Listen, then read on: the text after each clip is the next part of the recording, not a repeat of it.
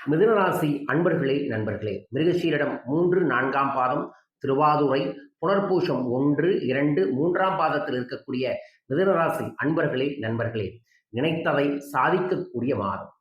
வைகாசி மாதம் உங்களுக்கு அதிர்ஷ்டகரமான மாதம். பாகியஸ்தானத்தில் சஞ்சரிக்கும் சனி பகவான் இணைந்துள்ள ராகு உங்கள் நிலையில் முன்னேற்றத்தை ஏற்படுத்துவார்.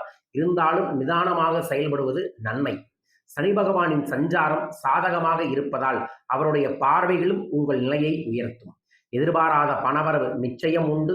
புதிய சொத்து, பூர்வீக சொத்து சேரும். நீண்ட நாள் தடைப்பட்ட கட்டட காரியங்கள், நிலக்காரியங்கள் கைகூடி வரும். தேடி பணம் வரக்கூடிய வாய்ப்புகளும் சூழல்களும் நிச்சயம் உண்டு. ஸ்ரீரங்கம் ஒரு முறை இந்த மாதம் சென்று வருவது நன்மையை ஏற்படுத்தி தரும். ஓம் நமோ நாராயண மந்திரத்தை தினமும் 108 முறை சொல்லி வருவது நன்மையை ஏற்படுத்தி தரும். உங்கள் எதிரிகள் உங்களிடம் வந்து சரணாகதி அடைவார்கள். திருமண வயதினருக்கு நல்ல செய்தி தேடி வரக்கூடிய வாய்ப்புகள் உண்டு. அரசியல்வாதிகளுக்கு செல்வாக்குகள் உயரக்கூடிய மாதமாக இந்த மாதம் இருக்கும்.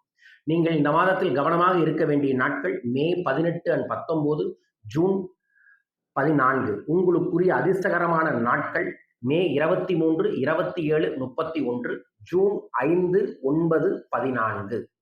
மீன்குளத்தி பகவதி அம்மன் கோயிலும் இந்த மாதம் நீங்கள் சென்று வரலாம். எல்லா விதங்கள் நன்மைகள் கிடைக்கும்.